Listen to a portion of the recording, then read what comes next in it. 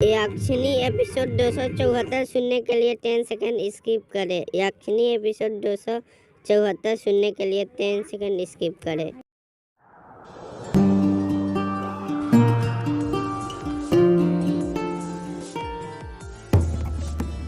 अमोदिता अपनी उंगली क्रॉस करते हुए मन में सोचती है, अब तो मैं गई काम से। रजनी गुस्से से लाल होते हुए कहती है, अरे बोल, चुप क्यों खड़ी है? क्या वादा किया तूने वंदना से? अमोदिता ना में अपना सिर हिलाते हुए कहती है, नहीं माँ, मैंने कुछ वादा नहीं किया। भला मैं वंदना भाभी से क्या वादा करूंगी? लगता है आपके कान आजकल कुछ ज्यादा ही बजने लगे हैं। रजनी अमोदिता को घूरते हुए कहती है, मेरे कान बज सकते हैं पर मेरी नजरें तो मुझे धोखा नहीं दे सकती ना।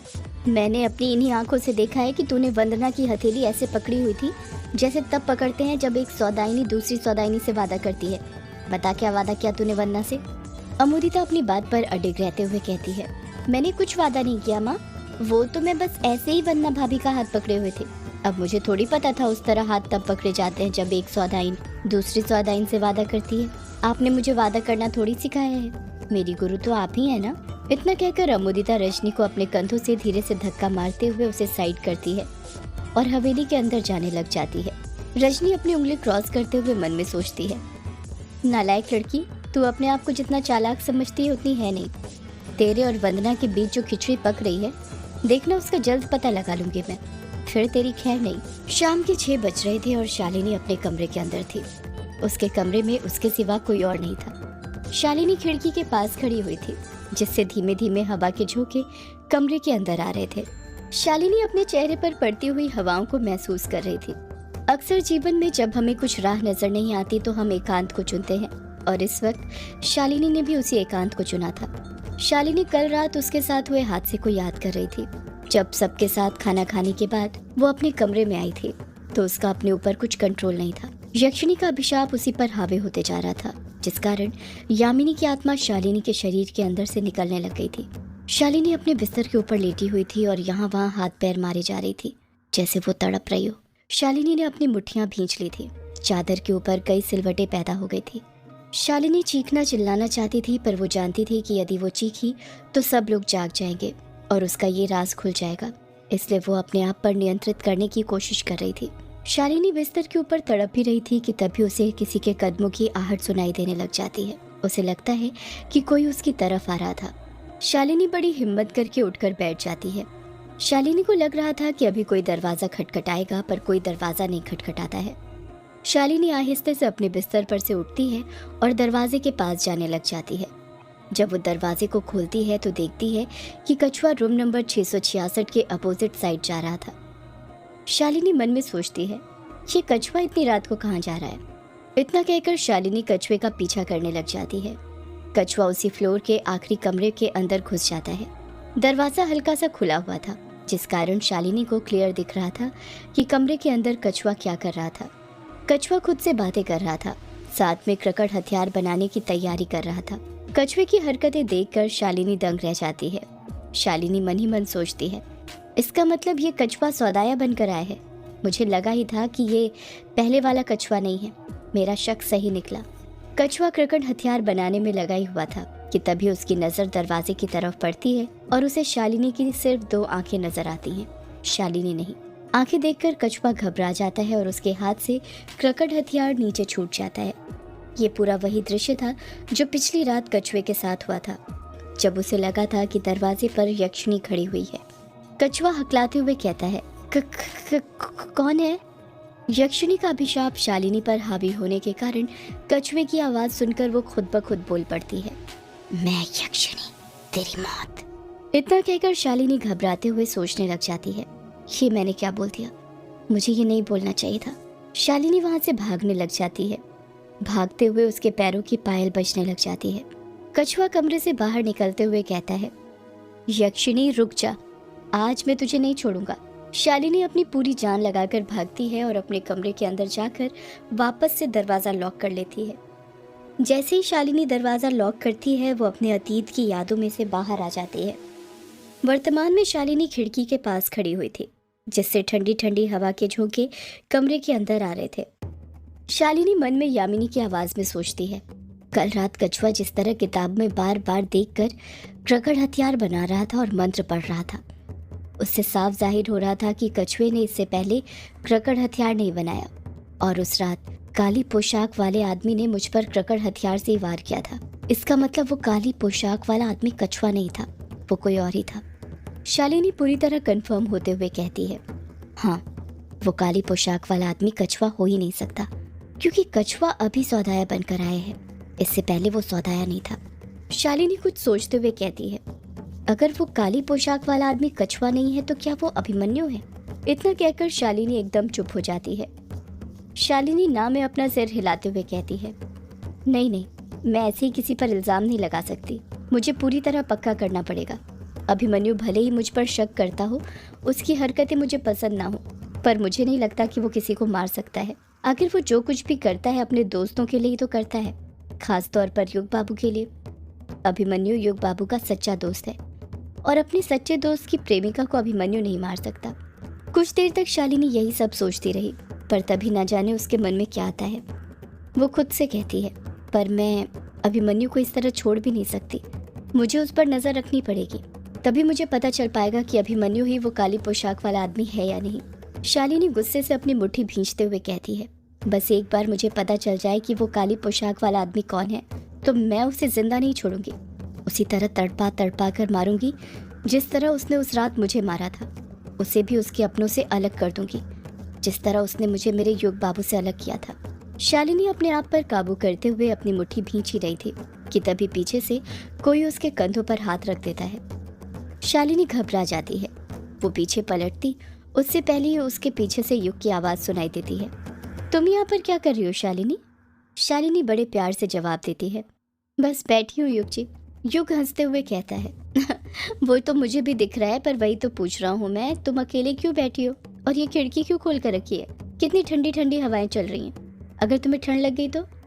शालिनी अपना सिर पकड़ते हुए कहती है, हे भगवान, इतने सारे सवाल, वो भी एक साथ, अब किस किस का जवाब दूं युग जी मैं आपको? चलिए मुझे छोड़िए और ये बताइए अब आपका मूड कैसा है? दिखने से तो बढ़िया ही लग रहा है। युग मुंह बनाते हुए कहता है, मेरे मूड को क्या हुआ, तुम ऐसा क्यों पूछ रहे हो? शालिनी तुरंत कहती है, आप भी तो अपने दोस्तों की बातों से नाराज होकर ऊपर चले आए थे ना, और अपने आप को कमरे में अकेले बंद कर लिया था, कह रहे थे मुझे अकेला छोड़ दो, तभी तो मैं यहाँ पर आ गई। युग हैरानी के साथ कहता है, मैंने ऐसा कहा? पर कब? मुझे कुछ याद क्यों नहीं? युग की बातें सुनकर शालिनी बड़ी हैरान होती है। वो मन ही मन सोचने लग जाती है, ये युग बाबू मेरे साथ मजाक कर रहे हैं या इन्हें सच में कुछ याद नहीं कि कमरा अंदर से बंद करते वक्त इन्होंने क्या बोला था। युग याद करने लग जाता है कि उसने ऐसा कब कहा था। युग वापस से उदास ना हो जाए इसलिए शालिनी खुद ही बोल पड़ती है, छोड़िए युग जी, बुरी बातों को भूल जाओ, उसी में भलाई होती है। चलिए आप नीचे चलिए, आपके सब दोस्त आपका इंतजार कर रहे होंगे। युग हामी भरता है, हाँ चलो। युग और शालिनी दोनों साथ साथ नीचे जाने लग जाते हैं। जब वो हॉल में पहुंचते हैं तो देखते हैं कि वहां पर बस कायर और कछुआ ही बैठे हुए थे, अभिमन्यु वहां पर नहीं था। युग को वहां पर देखकर कछुआ खुश हो जाता है क्योंकि कछुआ युग को अच्छे से जानता था। युग अपने दोस्तों से भरे कितना गुस्सा हो जाए पर रूठ कभी नहीं सकता था।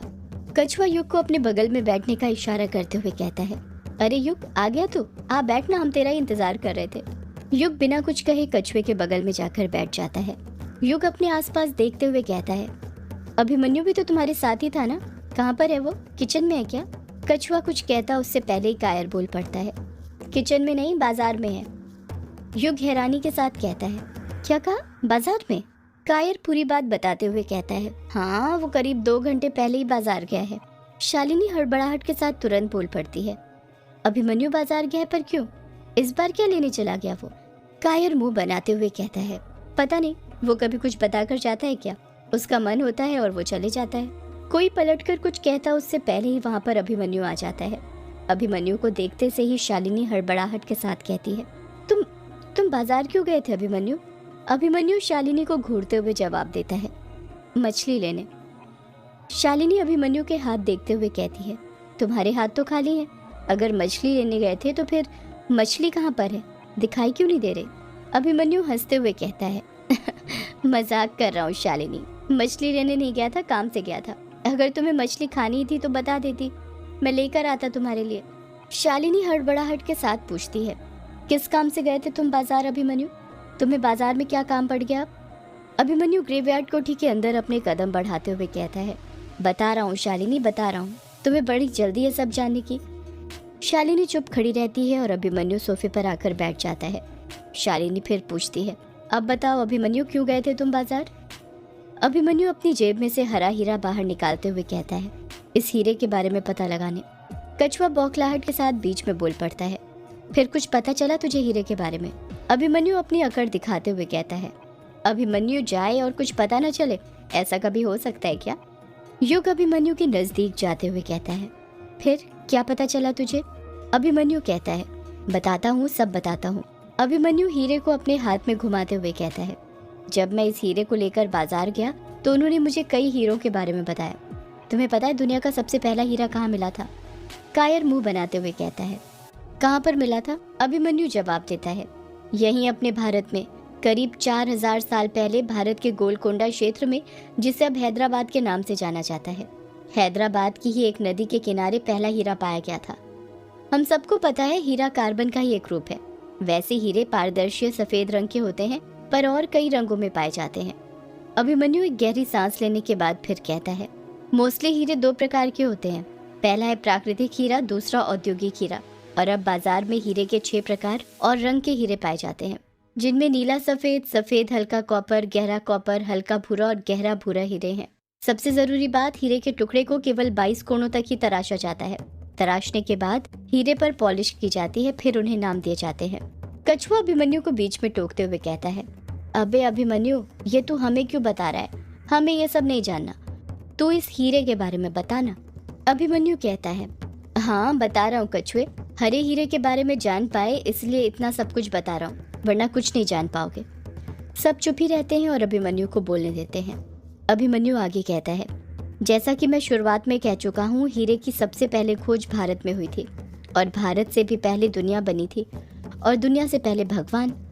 पुराणों के अनुसार हिंदू धर्म के देवी देवता अलग अलग हीरे धारण करते थे। कायर हैरानी के साथ कहता है, क्या बात कर रहा है, देवी देवता हीरे धारण करते थे? अभिमन्यु हामी भरते हुए कहता है, हाँ कायर, अगर हम ज्योतिष शास्त्रों की किताबों को उठाकर देखें तो उनमें हीरों का बहुत महत्व बताया गया है, जिसका सीधा असर इंसानों पर पड़ता है। कुंडलियों नक्षत्रों के आधार पर ही मनुष्य को हीरे की अंगूठियां पहनाई जाती हैं। सब लोग अभिमन्यु की बातें गौर से सुनते रहते हैं। अभिमन्यु आगे कहता है, प्राचीन शास्त्रों के अनुसार हीरे के 8 भेद होते हैं। पहला है हंसपति हीरा। यह हीरा हंस के बगुले के पंख की तरह दिखता है और सफेद रंग का होता है। ब्रह्मा जी इस हीरे को धारण करते थे। कछुआ हैरानी के साथ कहता है, क्या बात कर रहा है, भगवान ब्रह्मा जी? अभिमन्यु हामी भरते हुए कहता है, हाँ भगवान ब्रह्मा जी। दूसरा है कमलापति हीरा। ये अनार तथा कमल के पुष्प के गुलाबी रंगों की तरह होता है। इसे भगवान विष्णु धारण करते हैं। युग आहिस्ते से पूछता है, शिव भगवान कौन सा हीरा धारण करते थे? कहीं वो ये हरा हीरा तो धारण नहीं करते थे? ये हीरा उनका तो नहीं? सदियों से है पुरानी ये है यक्षिणी की कहानी। यक्षिणी एक आग है, यक्षिणी तेरा ख्वाब है।